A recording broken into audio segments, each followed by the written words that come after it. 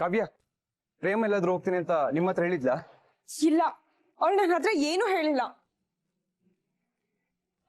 ನಾನು ಅನ್ಕೊಂಡಾಗೇನೆ ಪ್ರೇಮ ಏನೋ ಎಡವಟ್ ಮಾಡಿದ್ದಾಳೆ, ಎಲ್ಲೋ ಓಡೋಗಿದ್ದಾಳೆ. ಛೇ, ನಾನು ಯಾವ್ದು ನಡಿಬಾರ್ದು ಅನ್ಕೊಂಡಿದ್ನೋ ಅದೇ ನಡೆದೋಗಿದೆ.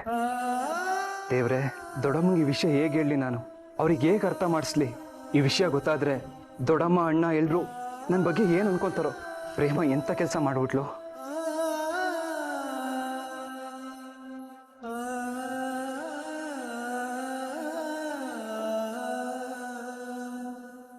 ರಾಮ್ ಮಾ, ರಾಮ್, ನಮ್ ಮಹಾದೇವ ಮದ್ವೆ ಆಗ್ಬೇಕಾಗಿರೋ ಹುಡುಗಿ ಓಡೋಗಿದ್ದಾಳಲ್ಲೋ. 3 ಜನದ ಮುಂದೆ ನಮ್ಮ ಮಾನ ಮರ್ಯಾದೆಲ್ಲ ಹರಾಜಾಗೋಯ್ತಲ್ಲೋ.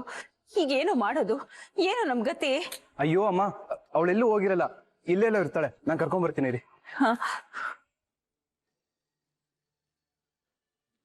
ಲೋ ಕಿಟ್ಟಿ, ಪರವಾಗಿಲ್ಲ ಕಣ, ನಿನ್ನ ಹುಡುಗರು ಸರಿಯಾಗಿ ಪ್ಲಾನ್ ಮಾಡಿ ಅನ್ಕೊಂಡಂಗೆ ಕೆಲಸ ಮುಗಿಸಿದ್ದಾರೆ.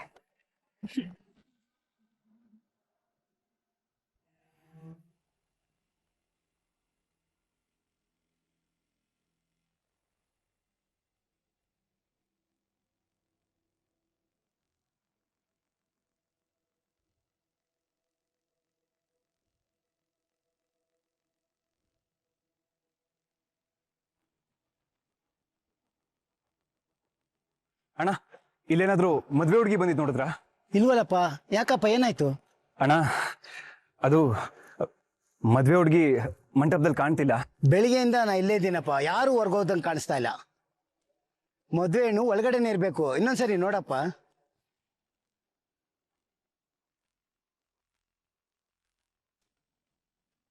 ಅವಳು ಆಚೆನೂ ಹೋಗಿಲ್ಲ, ಒಳಗೂ ಇಲ್ಲ, ಎಲ್ಲೋದ್ಲು?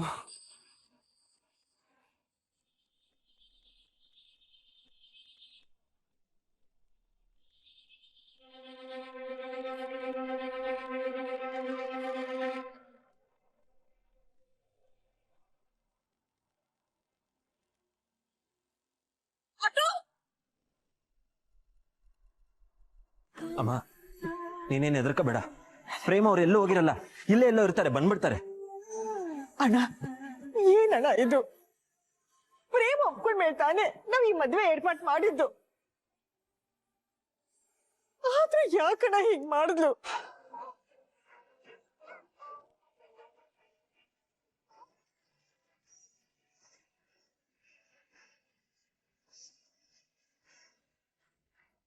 ಅಣ್ಣ, ನನ್ಗೆ ಯಾಕೋ ತುಂಬಾ ಭಯ ಆಗ್ತಿದೆ. ಏನೇನು ಯೋಚನೆ ಬಂದ ತಲೆ ಚಿಟ್ಟ ಹಿಡಿತಾ ಇದೆ. ಇಲ್ಲ ಕಲ್ಯಾಣಿ, ಗಾಬರಿ ಆಗ್ಬಿಡಮ್ಮ. ನನಗ್ ಗೊತ್ತು ನಿನ್ ತಲೆಯಲ್ಲಿ ಏನು ಓಡ್ತಿದೆ ಅಂತ. ನನ್ನ ಮಗಳು ಅಂತವಳಲ್ಲಮ್ಮ, ಖಂಡಿತವಾಗ ಅವಳು ಸಿಗ್ತಾಳೆ. ಈ ಮದ್ವೆ ನಡೆಯುತ್ತಮ್ಮ. ನನ್ ಮಾತ್ ನಂಬಮ್ಮ, ನನ್ ಮಾತ್ ನಂಬು. ಪ್ರೇಮ ಅಪ್ಪನ ಮಾತ್ ಮೀರ್ದವಳಲ್ಲ, ಅವಳು ಖಂಡಿತ ಸಿಗ್ತಾಳೆ. ಈ ಮದ್ವೆ ಖಂಡಿತ ನಡೆಯುತ್ತೆ.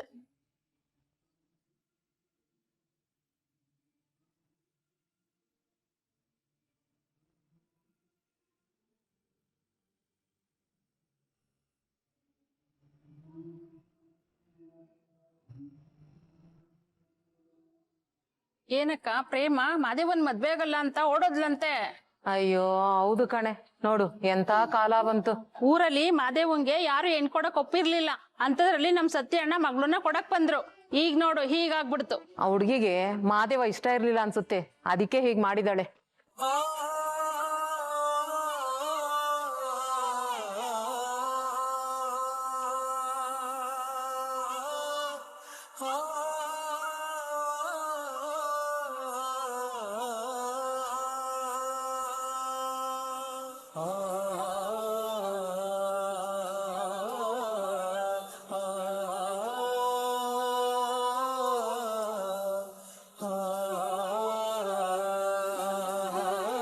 ಅಲ್ಲ, ಆ ಹುಡ್ಗಿಗ್ ಒಂದ್ ಮಾತ್ ಕೇಳಿ ಮುಂದುವರಿಯತ್ತಾನೆ ಇವ್ರೆಲ್ಲ. ಅದ್ ಬಿಟ್ಬಿಟ್ಟು ಈ ತರ ಆಸೆ ಉಡ್ಸ್ಬಿಟ್ಟು ಮೋಸ ಮಾಡ್ತಾರ. ಪಾಪ ನಮ್ ಕಲ್ಯಾಣಿ ಈಗ ಏನ್ ಮಾಡ್ಬೇಕು?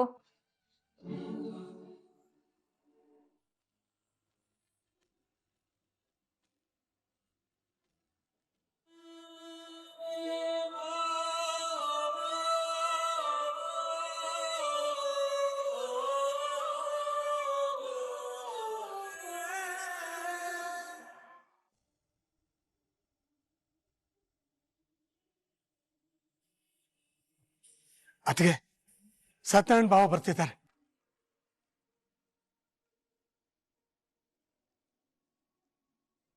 ಅಣ್ಣ, ಕಾವ್ಯ ಏನ್ ಹೇಳಿದ್ಲು? ಕಲ್ಯಾಣಿ, ನಮ್ ಕಷ್ಟ ಕಳೀತು ಕಣಮ್ಮ.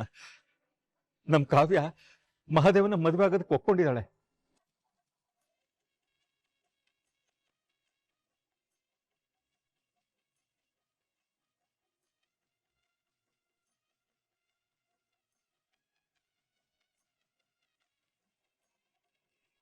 ಅಣ್ಣ, ನೀವೇನ್ ಹೇಳ್ತಾ ಇದ್ದೀರಾ? ನಿಜವಾಗ್ಲೂ ಕಾವ್ಯ ಈ ಮದ್ವೆಗೆ ಒಪ್ಕೊಂಡ್ಬಿಟ್ಲಾ?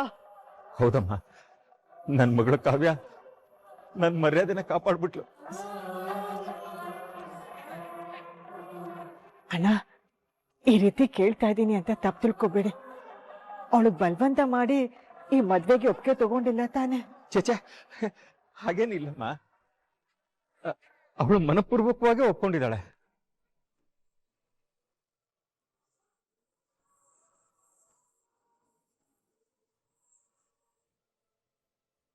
ಹೌದು, ಅದಕ್ಕೆ ನಮ್ ಕಾವ್ಯ ಈ ಮದ್ವೆಗೆ ಮನ್ಸಿಂದ ಒಪ್ಪಿಗೆ ಕೊಟ್ಟಿದ್ದಾಳೆ. ಕಲ್ಯಾಣಿ, ನನ್ ಮಗಳು ನನ್ನ ಮಾತನ್ನ ಉಳಿಸ್ಬಿಟ್ಲಮ್ಮ, ಉಳಿಸ್ಬಿಟ್ಲು. ಅಣ್ಣ, ಕಾವ್ಯ ಬರೀ ನಿಮ್ ಮಾತು ಉಳಿಸ್ಲಿಲ್ಲ, ನನ್ ಪ್ರಾಣನೇ ಉಳಿಸ್ಬಿಟ್ಲು. ಇವತ್ತು ಕಾವ್ಯ ಈ ಮದ್ವೆಗೆ ಒಪ್ಕೊಳ್ತಾ ಹೋಗಿದ್ರೆ ನನ್ ಖಂಡಿತವಾಗ್ಲೂ ಜೀವಂತವಾಗಿ ಉಳಿತಾ ಇರ್ಲಿಲ್ಲ.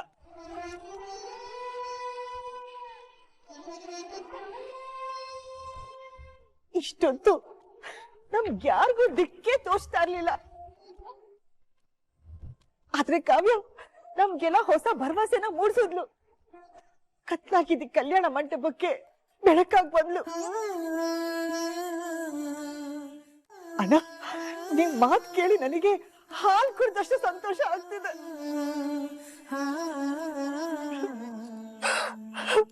ದೇವ, ಕೇಳಿಸ್ಕೊಂಡ್ಯೇನು? ಕಾವ್ಯ ನಿನ್ನ ಮದ್ವೆ ಆಗೋದಕ್ಕೆ ಒಪ್ಕೊಂಡಿದ್ದಾಳೆ. ಕೊನೆಗೂ ಇವತ್ತಿನ ಮದ್ವೆ ನಡೆಯುತ್ತೆ. ಆ ದೇವ್ರಿಗೆ ನಮ್ ಕೂಗು ಕೇಳಿಸ್ತು ಅಂತ ಅನ್ಸುತ್ತೆ. ಇವತ್ ನಿನ್ ಮದ್ವೆ ಆಗತ್ತೆ ಮಹಾದೇವ, ಇವತ್ ನಿನ್ ಮದ್ವೆ ಆಗತ್ತೆ.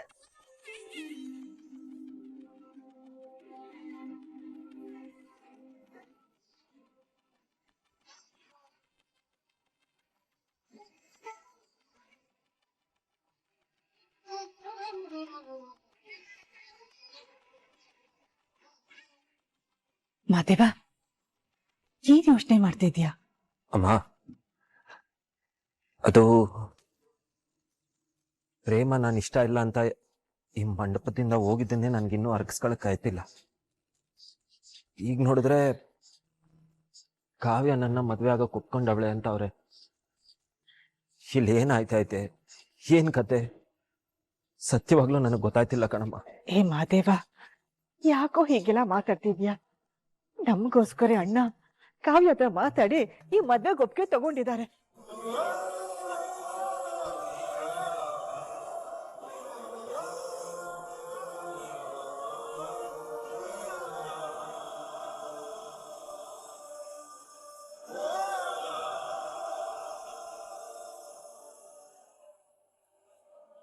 ಯಾಕೋ ಮಾದೇವ, ನಿನ್ ಮನ್ಸಲ್ಲಿ ಬೇರೆ ಏನಾದ್ರೂ ಇದ್ಯಾ?